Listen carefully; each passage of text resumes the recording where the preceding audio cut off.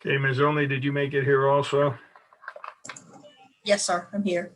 Okay, we're a minute plus late because of just ending the last meeting, and I'll call the Rules and Appointments Committee meeting for December 15th, 2020 to order. I see we have Ms. Newton. Has anybody heard from Ms. Kennedy at all? She's on the line. She's the 1082. Yes, sir. Okay, well, if you'll call the roll, please. Ms. Only. Malinowski, Here. Kennedy, Newton. Here. We have a quorum. Thank you.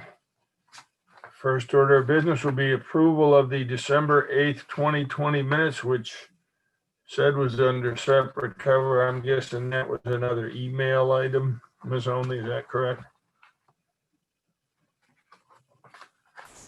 Yes, sir. They were sent Saturday. All right, well, I didn't look at them, so I'll just vote no when it comes to that. I'll go back and find it.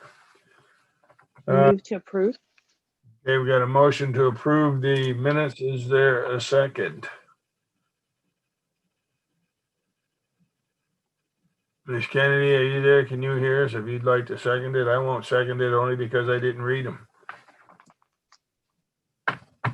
Well, then that dies for lack of a second. So Ms. Only will have to put that onto the next agenda. And if you could have someone send me a hard copy of those, I'll have them reviewed by the next meeting. Yes, sir. Next item is adoption of the agenda.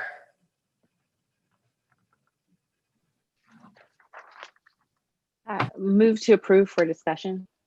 Okay, we got a motion to approve. I will second that. Go ahead, discussion, Ms. Newton. Mr. Chair, this may already be on your list, but I saw an email today from the Richland Library announcing that they will have another vacancy. And so I didn't know if it would be appropriate to add to the agenda that we advertise that position when we do our next round of advertisements in February. I'm going to say no, because if it's an email that just came out, and if we start giving everybody an ad that sends us an email, that's all we're going to be doing rather than keep them all together like we have in the past. We're going to be appointing one person right now to the library board, so I'm sure they can wait until the next round of appointments come through. Mr. Chair, I may have been unclear. My suggestion was that we simply advertise the vacancy when we advertise vacancies in February, not that we try to appoint a second person now. Okay, I understand that, but Ms. Only keeps track of the vacancy. If the notice came in as a vacancy, I'm sure that she's going to write it up and advertise it at that time along with other vacancies that come in. I don't think we need to take any action on it at this meeting. Is that correct, Ms. Only? Yes, sir. Okay, Thank you. you're welcome. So there's no additional discussion then. We've got a motion and a second for adoption of the agenda. I'll entertain a motion. Excuse me, we've got it already there. Ms. Only, if you'll call the vote, please. Malinowski, Yes. Kennedy, Newton. Yes. Motion passes. Okay, interviews. We've got one interview for the Richland Library Board of Trustees. And that would be Melissa Watson Ward, who is she available now? Yes, sir. She's on the line. Oh, there she is waving. Okay, I got her. Okay, then Ms. Only, if you will explain to her what we need to do in order to conduct the interview, and then we can get into the breakout room. And Ms. Woods, we'll be back to you when we're done with this one. Ms. Ward, take you into a breakout room so that the council members can talk to you privately. If you'll just wait 1 second, you'll get a prompt to take you in.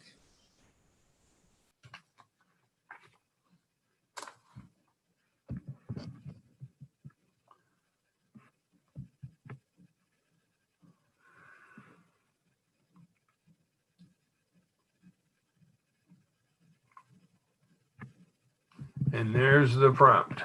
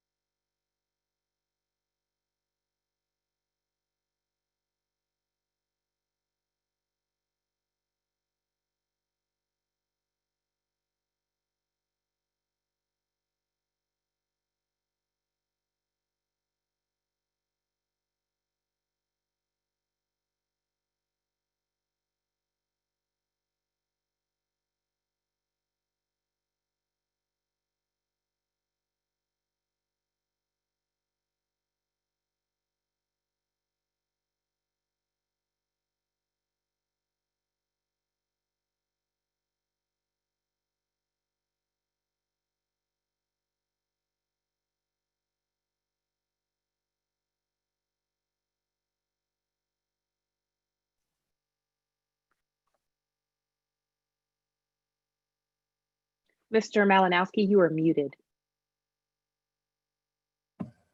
Okay, I was just about to say we are back. Thank you, Ms. Newton, for letting me know that. Okay, we are back from the interviews. No action took place on these items other than interviewing the individuals and getting a little personal history and background on them. Anybody who wants to see what they have publicly stated, it's in their application, which is part of the agenda. Okay, we've done the interviews. Next, the appointments. 5A, Richland Library Board of Trustees. There is one vacancy, and there are 3 applicants who have all been interviewed: Kimiko Myers, William Stork, and Melissa Ward. I will entertain a motion. Mr. Chair, I move that we appoint William Stork to the Richland Library Board of Trustees. I will second that motion. Is there any further discussion? Hearing none. Ms. Only, if you will call the vote, please. Malinowski, Yes.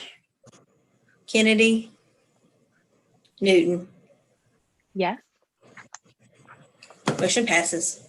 Okay. The next order of business is the Richland Memorial Hospital Board of Trustees. We interviewed 2 individuals, Helen Woods and Andrew Tollison. I will Mr. Chair, entertain a motion. Yes, Ms. Newton. I move that we reappoint Helen Woods to the Richland Memorial Board of Trustees and that we advertise the remaining vacant position. I will second that motion. Is there any discussion? Hearing none. Ms. Only, if you will call the vote, please. Malinowski, Yes. Kennedy, Newton. Yes. Motion passes. All right. Now we are up to item number 6, which is the long continuation of our rules streamlining. Mr. Malinowski, Yes, ma'am. I'm looking through my copious notes. And, I just wanted to let you know, I believe that we left off on item 4.5 according to my notes. Yeah, we did.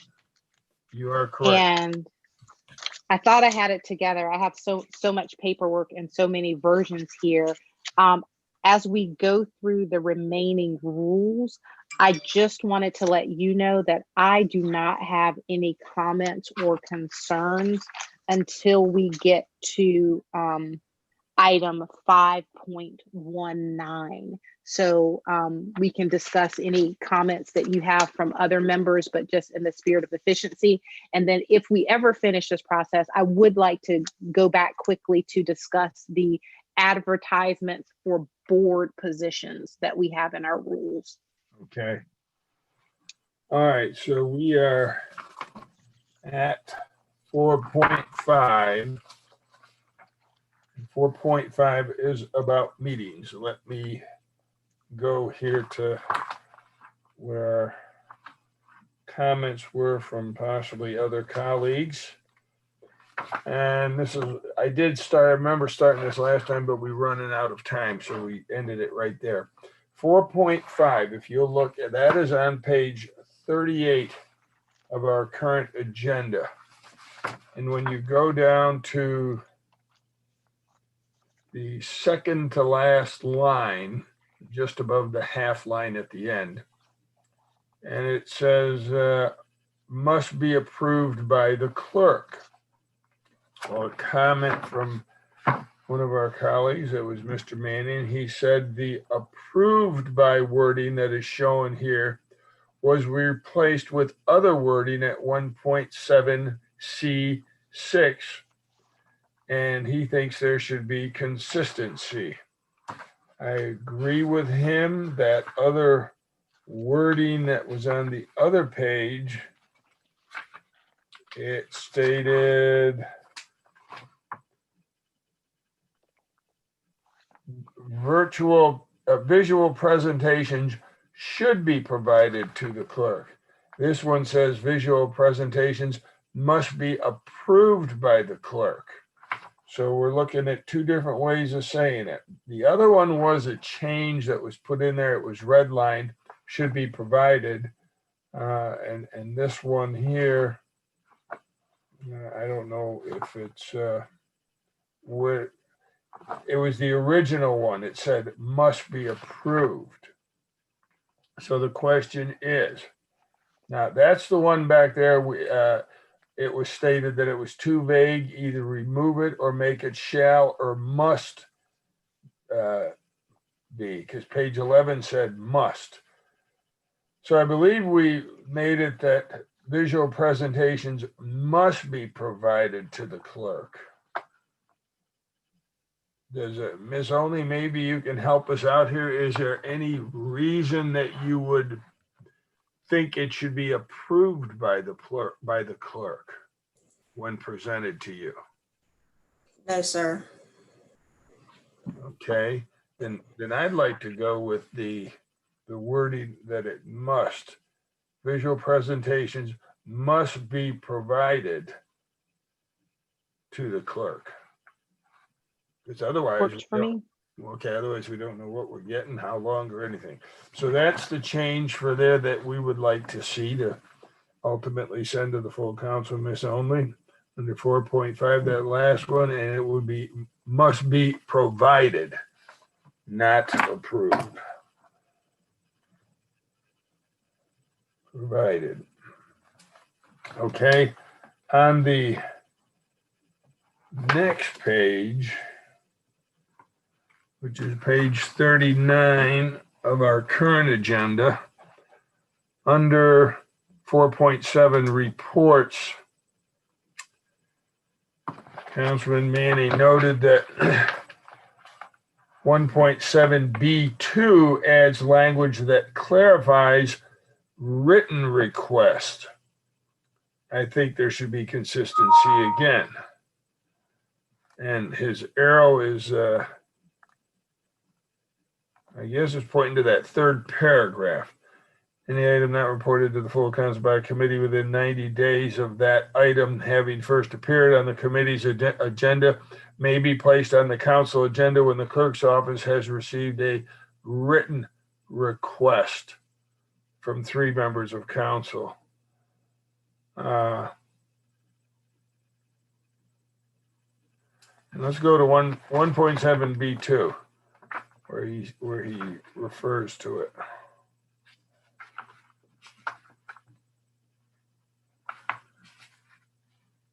1.7B2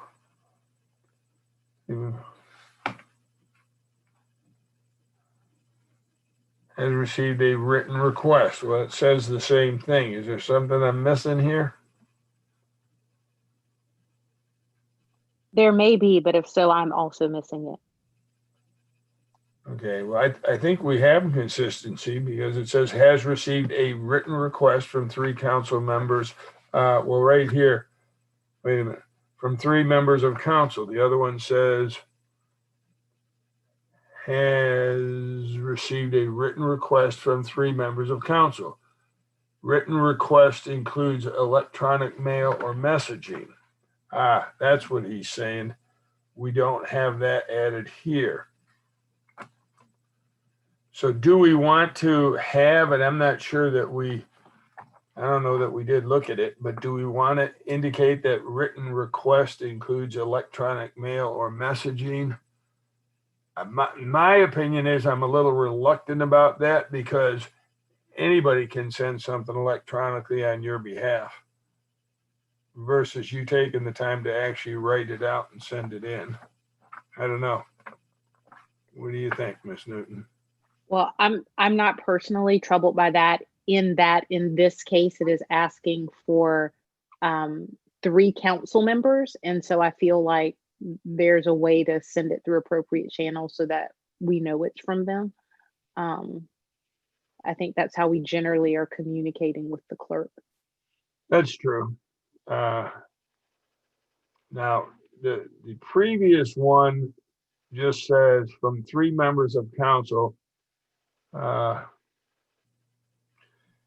it seems like it's a double wording here. When the clerk's office has received a written request from 3 members of council. Oh no, then it says, it should be, I guess, just a parentheses. It says written request includes electronic mail or messaging. Because there's an end parenthesis after messaging, but there's nothing to start it. So Miss Only, on that one, 1.7 B2, 1.7 B2, the very last part of the sentence, there should be an open parentheses in front of written request includes electronic mail or messaging. And on this one, under 4.7, the third paragraph should read the same as that one. When the clerk's office has received a written request from 3 members of council. This one, though, adds and not less than 24 hours prior to the scheduled meeting. So we probably need to put that on the previous one also then, wouldn't we? We want them to be consistent, but I guess from a timing perspective, as long as that complies with our notice, that seems to me, because it's not necessarily a regular motion. It's almost an item that you're resuscitating from a committee. I wonder if you would need longer than 24 hours notice to add it to the agenda. I'm flexible I'm open to other thoughts on that, but that's my only question.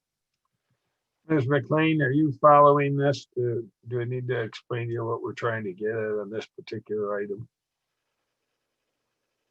I'm thinking just 24 hours is like a normal motion that fulfills the FOA. Okay, as long as it fulfills our requirements.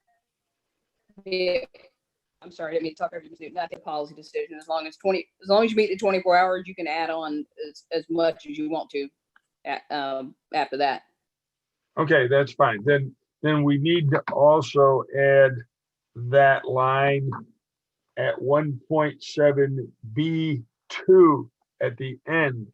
We have to also add not less than 24 hours prior to the scheduled meeting. Have you got that, Ms. Only? Yes, sir. Okay.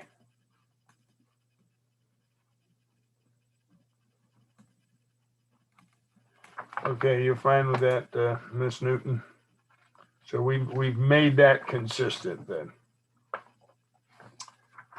That was 4.7. Then we've got some addition here or comments.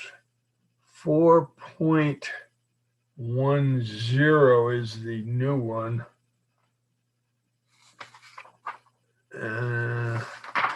It was, looks like 4.94 or something.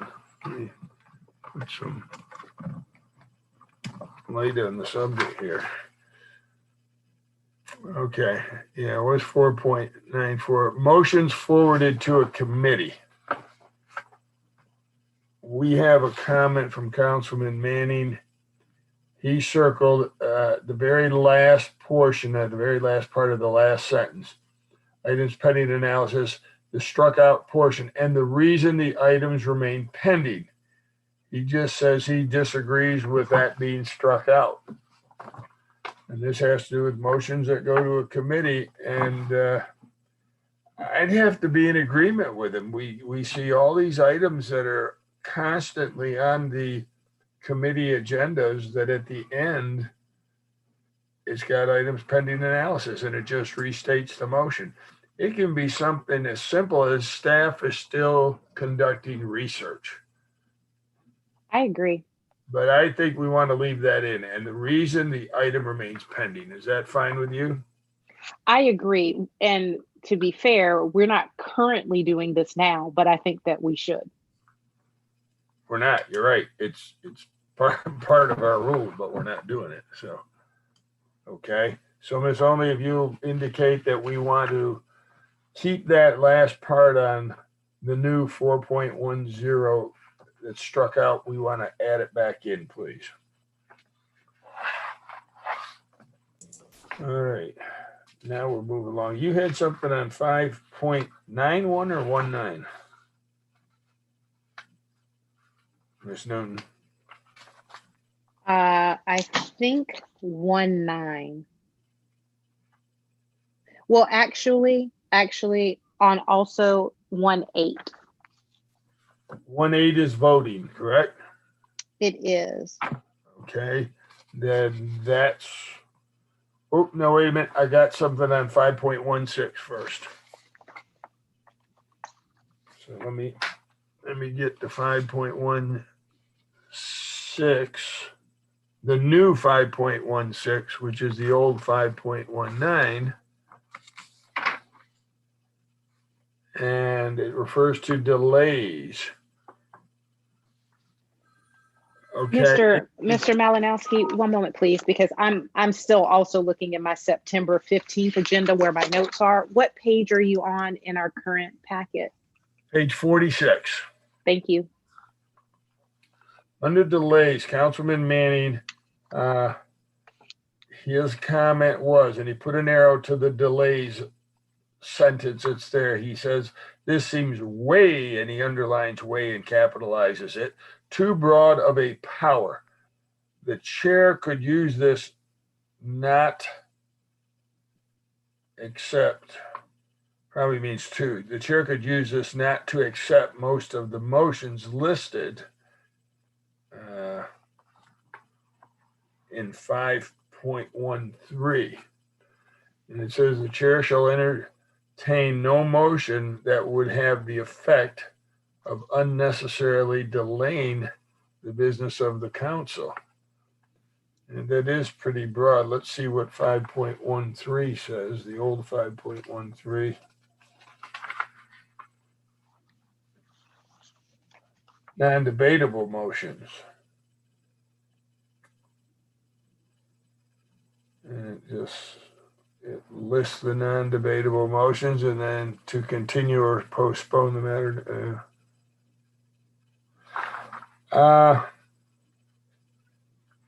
What do you think?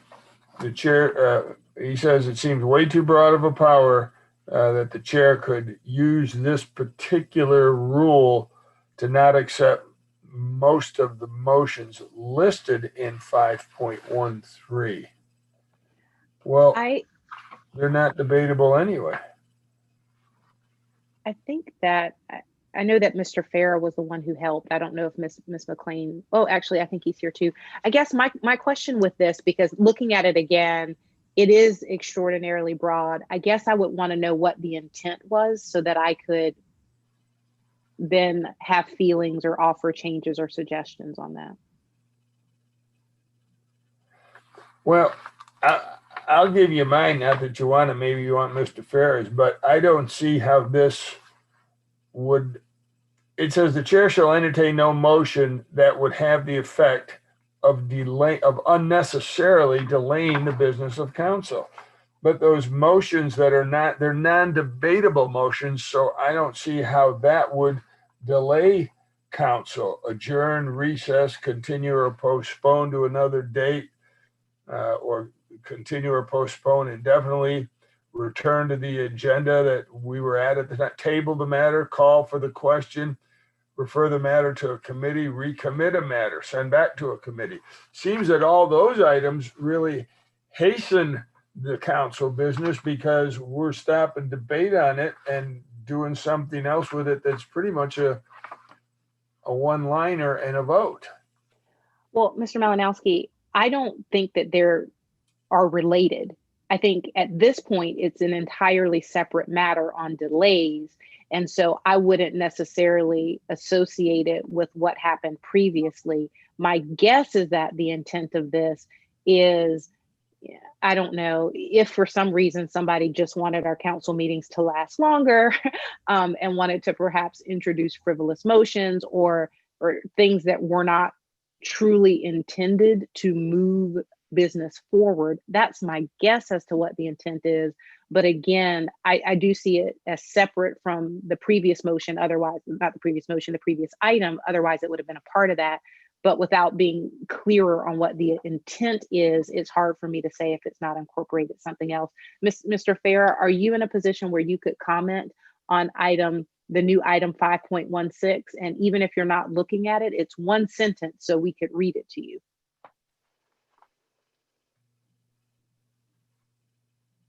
Hello, this is Brad. Can you hear me?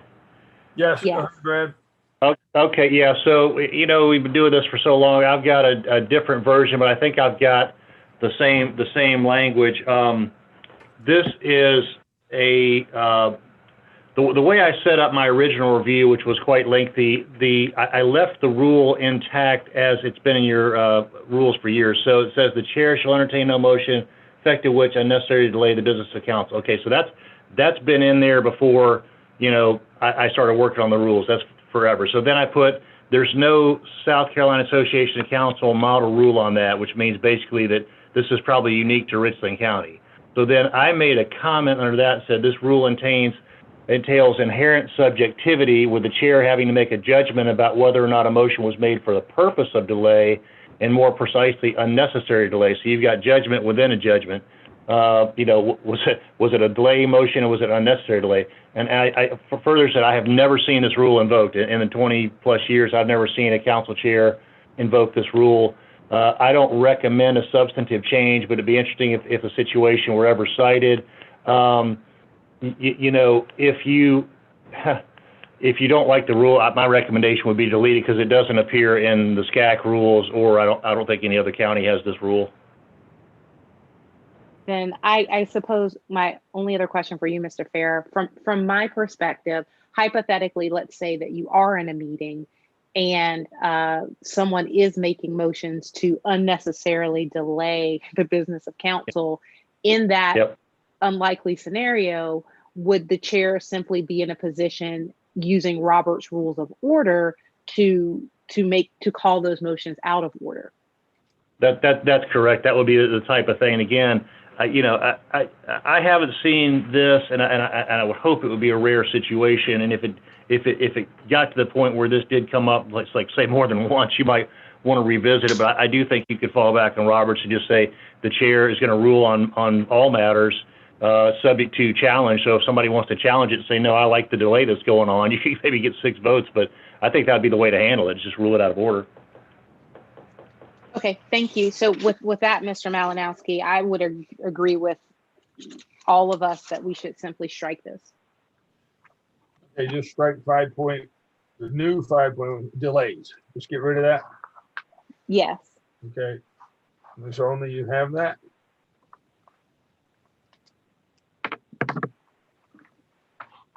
Yes, sir. Okay, so we'll strike that one. Now you wanted 5.18, Ms. Newton. There's also comments here from Mr. Manning, so go ahead. Okay, mine is simple. The last paragraph talks about voting electronically unless conditions at the time of vote do not permit it. It specifically suggests that we have a show of hands vote, and I just thought it might be appropriate to add or roll call, you know, as appropriate, because, you know, here we are in the Zoom meeting. I don't know that raising our hands is going to be the best way to indicate our vote, but a roll call would also work. So can we add that then? Because when we would meet live, in person, I guess I should say, when we put our hands up, the clerk would call our names off as she, you know, wrote down the hands that were up. So should we say, in such a case, voting by a show of hands or roll call shall be in order? That was my suggestion. Okay, or roll call. Okay, we'll add that one, Ms. Only. The other item I have here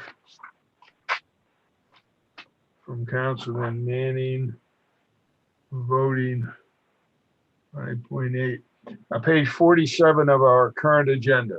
It would be the second paragraph, where it reads, if voting an abstention, the reason for the abstention must be stated and recorded in the minutes.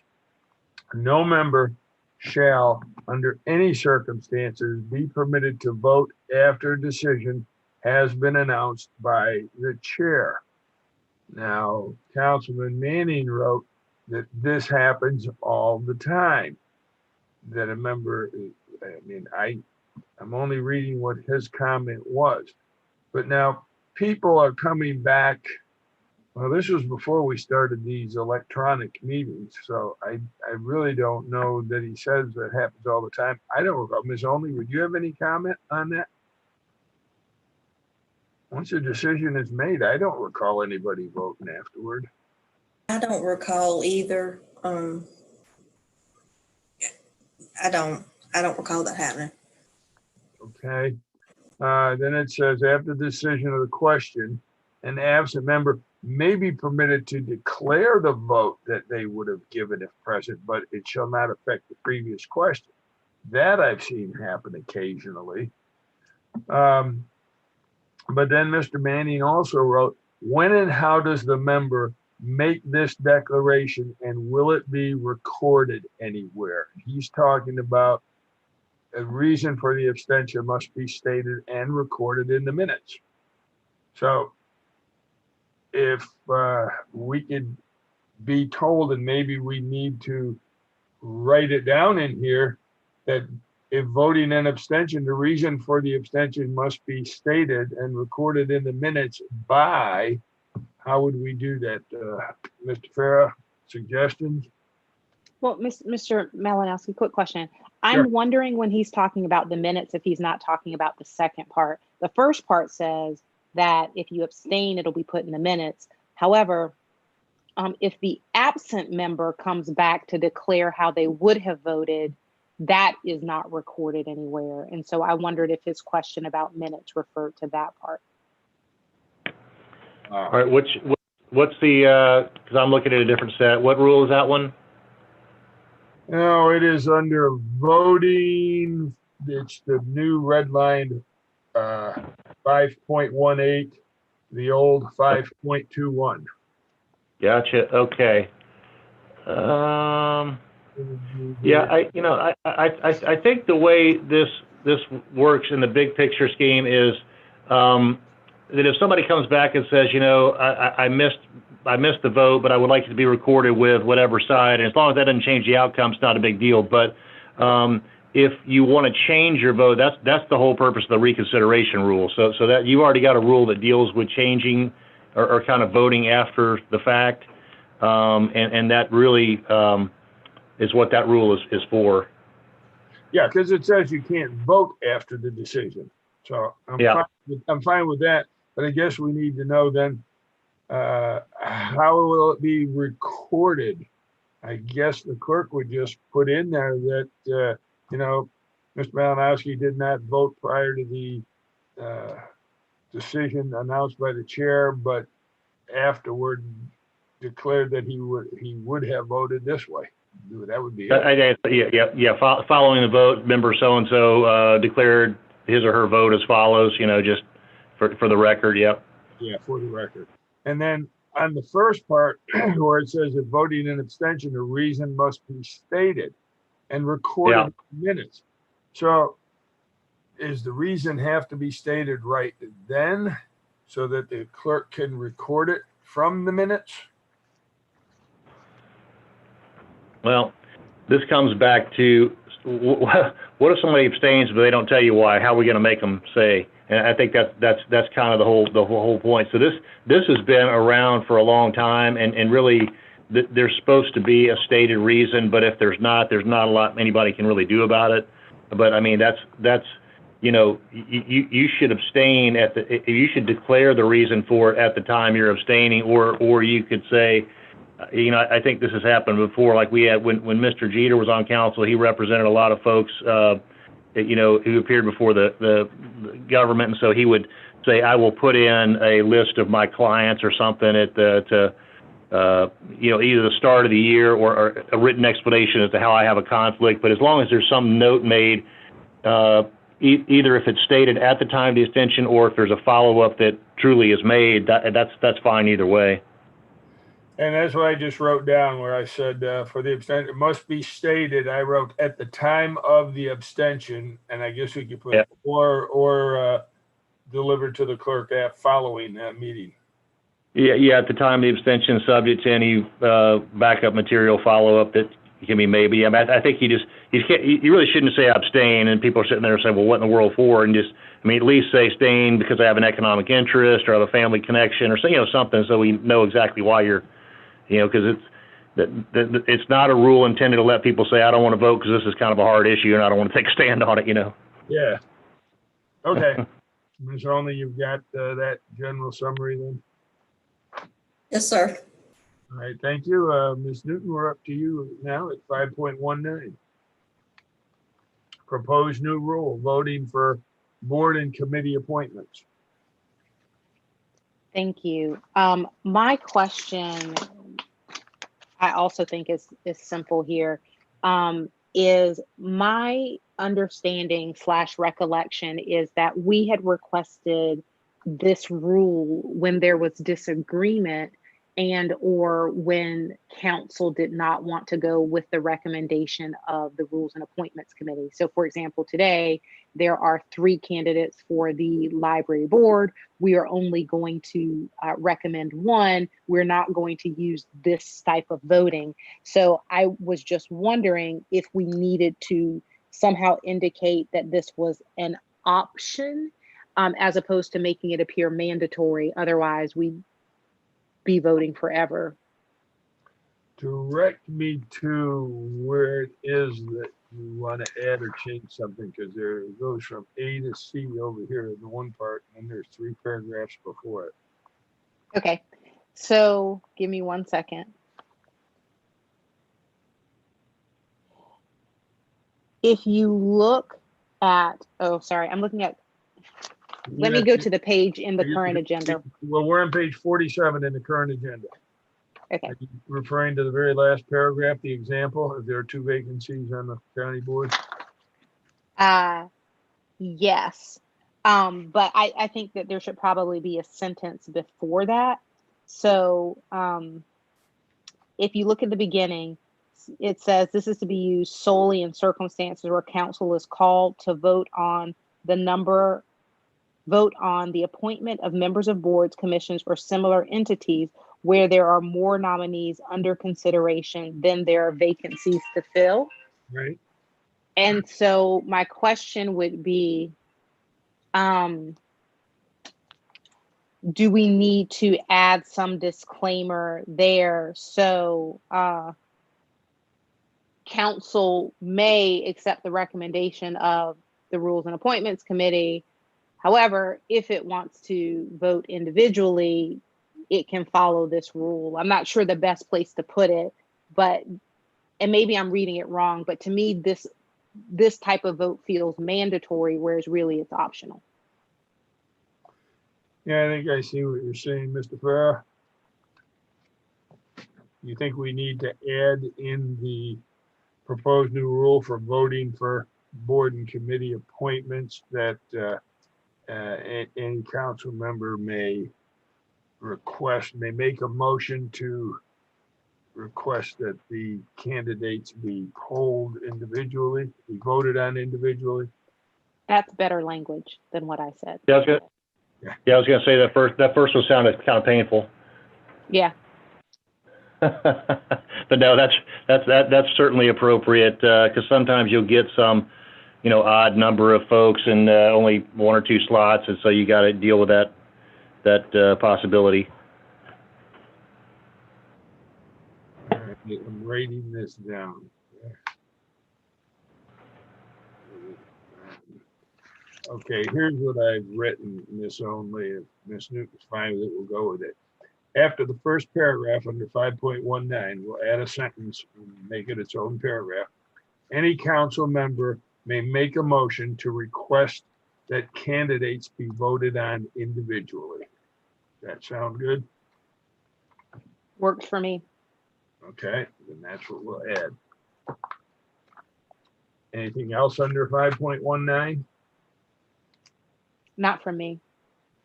All right, I'm moving right along here.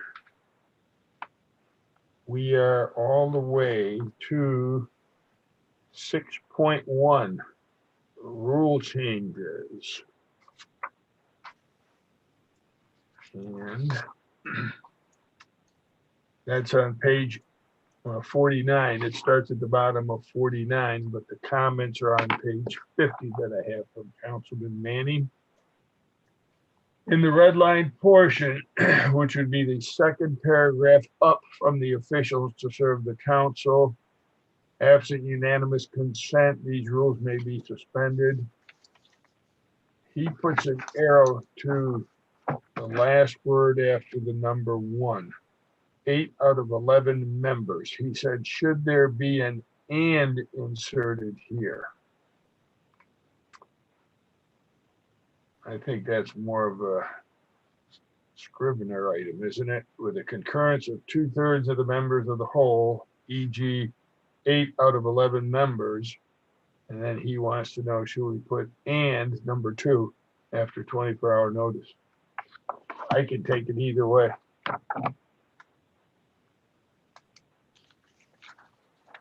You want to put the "and" in there?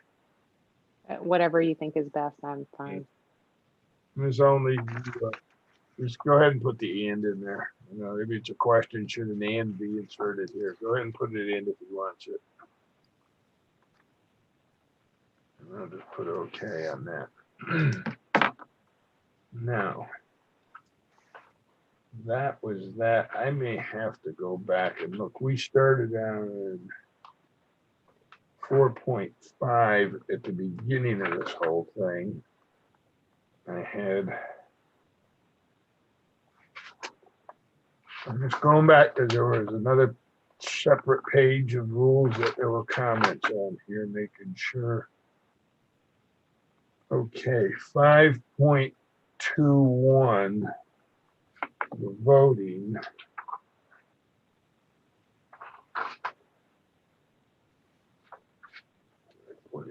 Oh. Oh, it's the old 5.21. Hold on.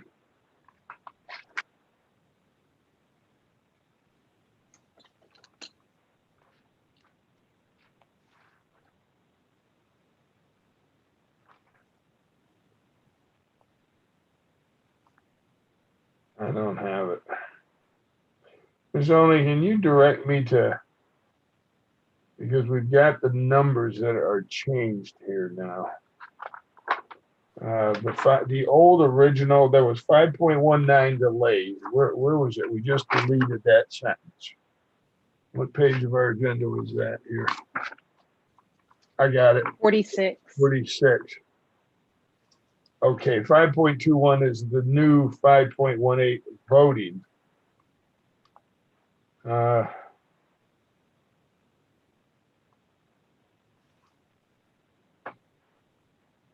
And is there any difference?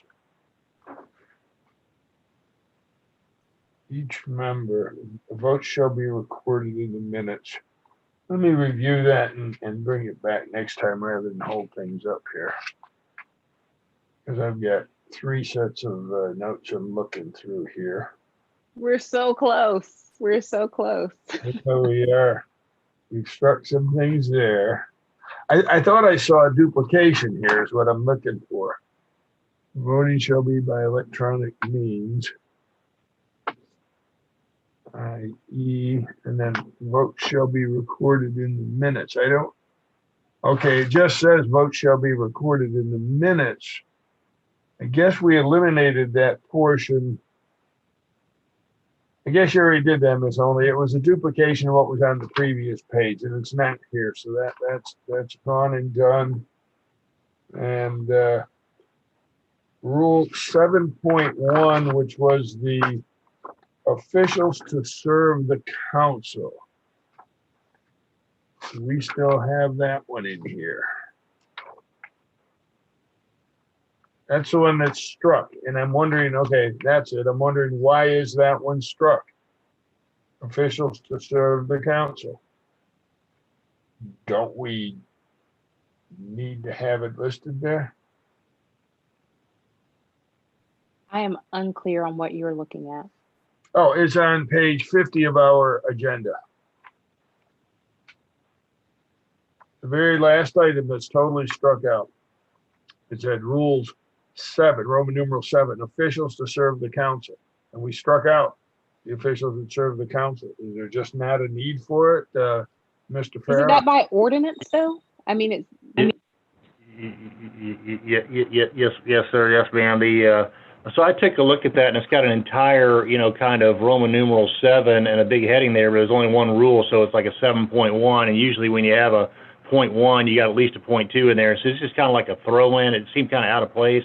And it said, council shall appoint or elect a county administrator and a clerk to council. Well, I mean, that's... And an attorney. Yeah, it doesn't even say attorney, and this is so antiquated, and it's, both of those are provided for by ordinance and really by state law. So, I mean, it doesn't really hurt anything to have it in there, but it's really very little value added unless you just wanted to start reciting things that are in Title IV in your rules. No, because we'll have 20 more pages then. Well, yeah, that's kind of what I'm saying. I mean, you could put in there the reimbursement stuff too, if you wanted to, and you could put, how you can't, hold another job at the same time. All that kind of stuff is in a different source. So this really governs your conduct of meetings, and this is really not terribly instructive in that regard. Okay, that's fine with me. I'm fine with leaving it out. How about you, Ms. Newton? absolutely. Okay, now I have, and it's not in our agenda that I see, but I have from a previous agenda. It's only maybe you can help with this one, but I have a list that where it said Councilwoman Teracio's proposed rule changes. Do you still have that, Ms. Only? There were 4 of them. Yes, sir. Okay, those 4 items, I don't know right off where they would go in here because they're on a separate standing sheet of paper that I have. One of them, and if somebody can get us to executive session, it says, she said, the reason for executive session should be published on the agenda for the public to review in advance of the meeting. Okay, do we know right? I don't know that we have. Well, let's see, that would be in the agenda portion. The agenda is under 1.7.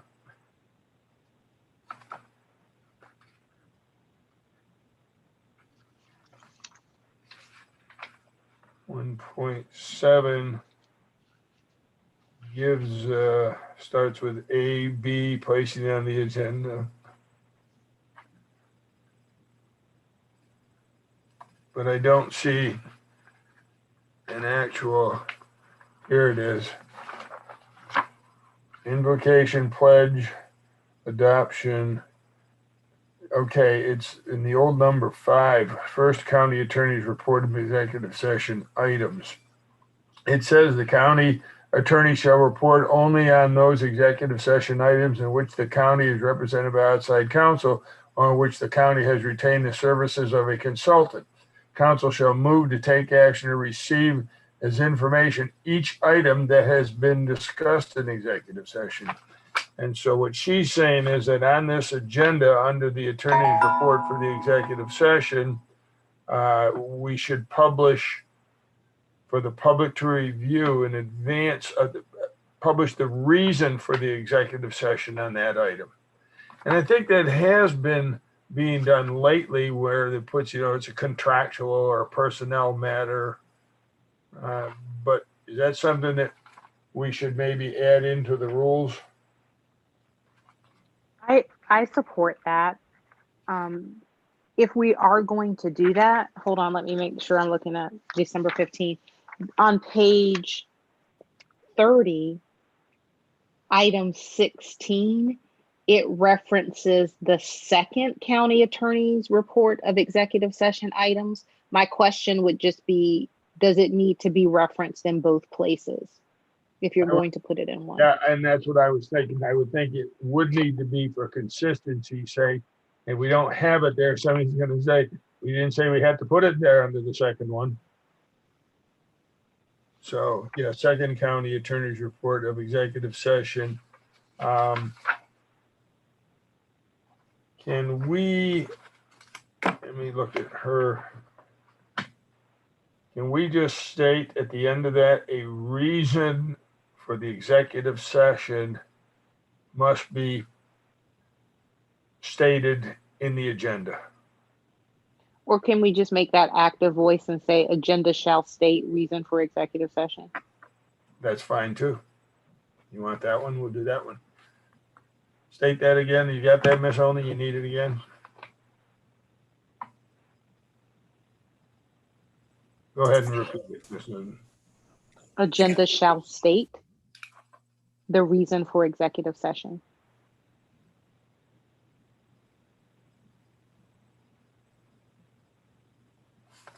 Okay.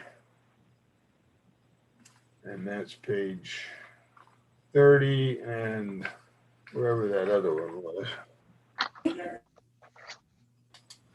Okay, her next one was all agendas and information packets for regular session, special call, and council retreat meetings shall be posted online within the appropriate time frame required for public notice.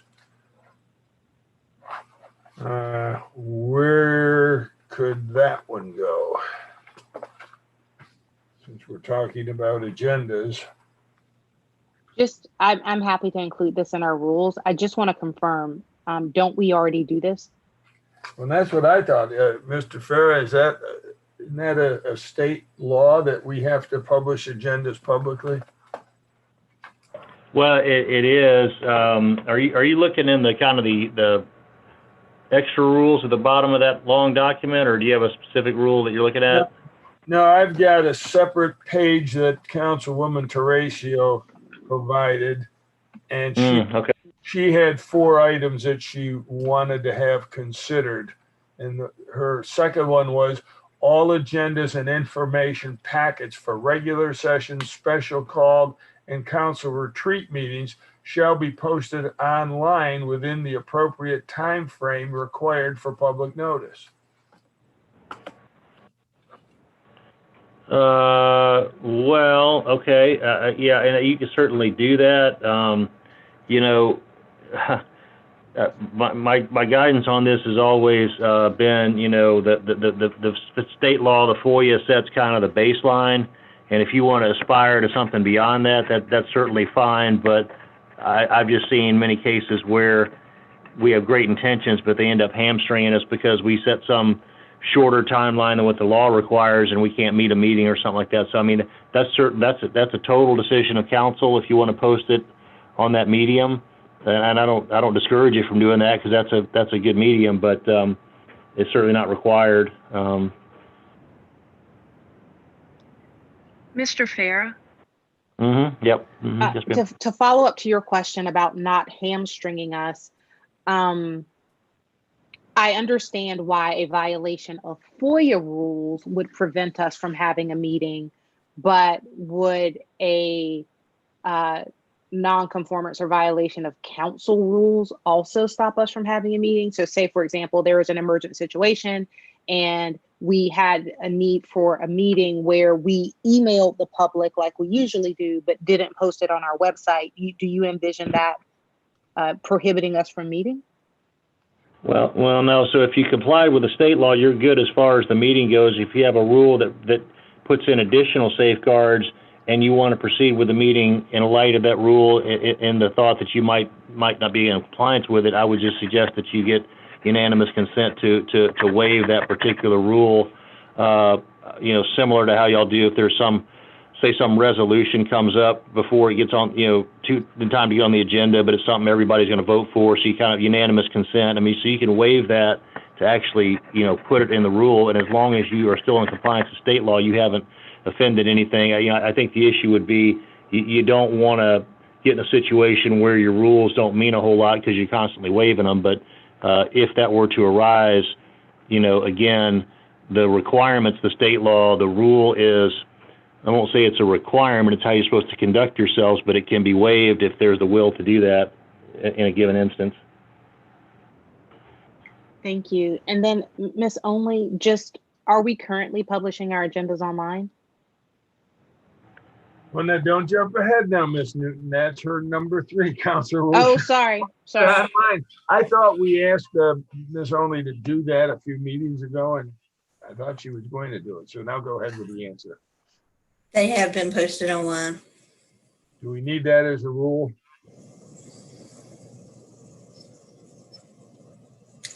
I don't think so. Okay. So I mean, if it's there, it's already there.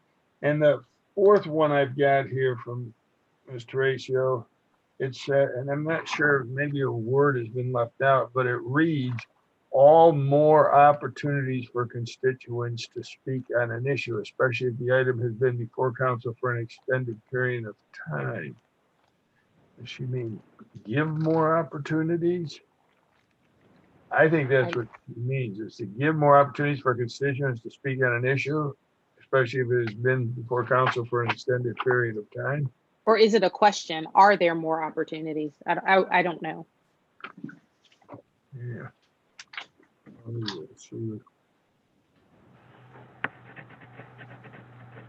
I don't know, but I think that they've got plenty of opportunities because they can speak the one time publicly, and then they can speak 11 more times to 11 individual council members if they would like to. So I don't know that we need to give more opportunities. We talk enough up there with lots of opportunities. Could you read her comment one more time, please? Yeah, it says all more opportunities for constituents to speak on an issue, especially if the item has been before council for an extended period of time.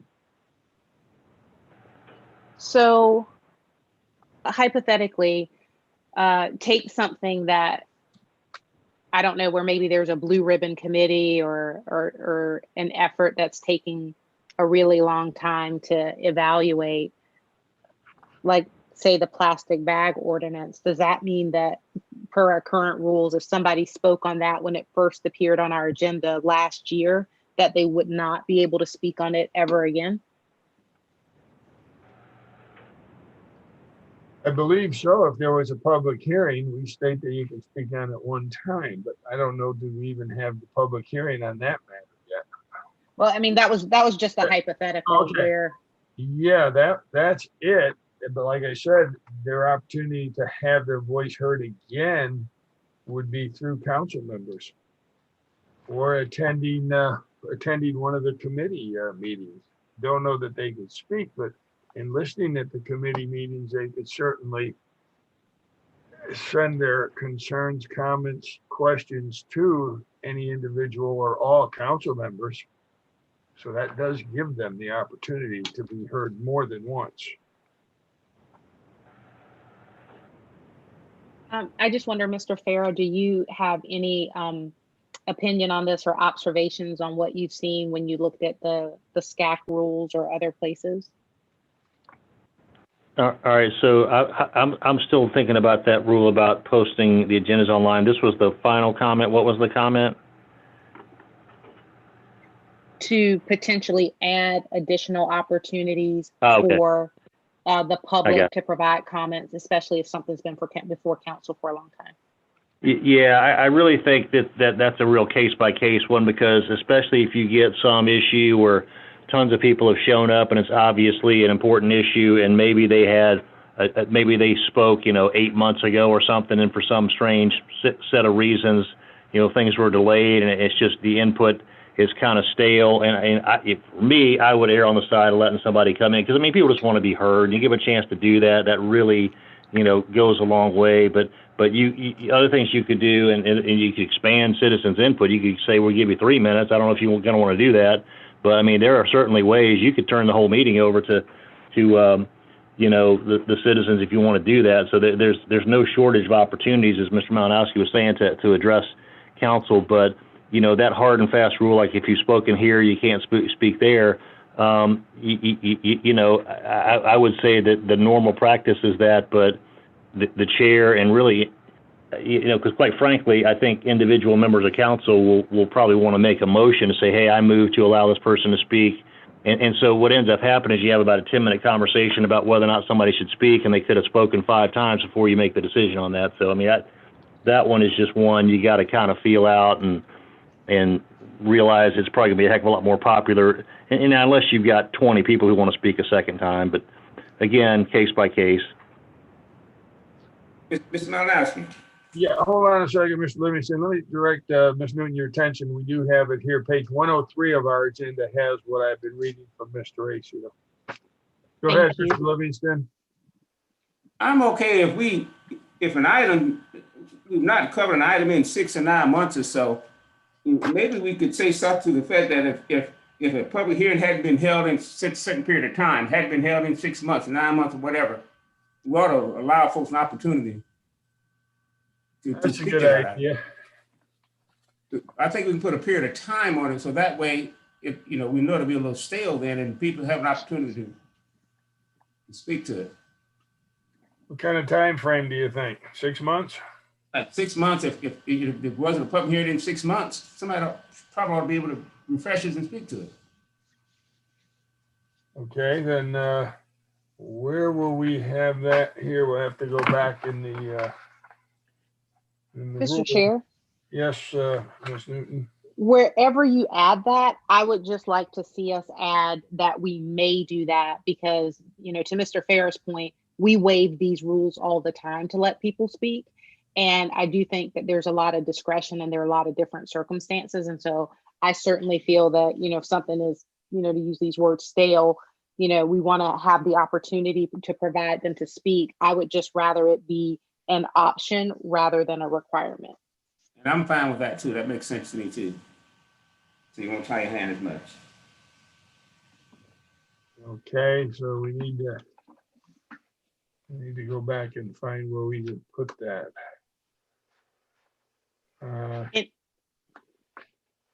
In light of time, is that something that we could ask the clerk to look for? Yeah, I think it's going to be under your citizen input, which is on page 26 and 27 of our current agenda, which is listed under 6A and B. So we can go to there next time. Let's cover 6A and B, see if we can create some language for it. Is that the last comment that we have for the rules? Well, actually, no, because we have pending items for discussion that also would go into the rules. Is that correct? Yeah, we've got the Horizon meeting matters, but that could always be decided separately. And if we need to address that, I think we could go ahead with all the rules for now that we have and get a final copy. But we need to, like I say, put that 6A and B, put that language in there. So we've got 1 minute left, and then we've got another committee meeting coming after this. So Ms. Only, if you would,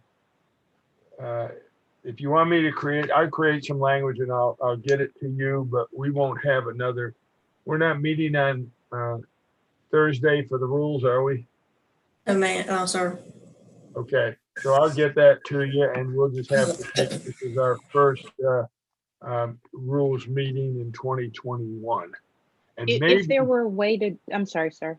No, I was just saying, maybe we can get this on the council retreat, a copy of all these changes to hand to all council members. So if they want to discuss it, if there's time, you have to let the administrator weigh in on that one.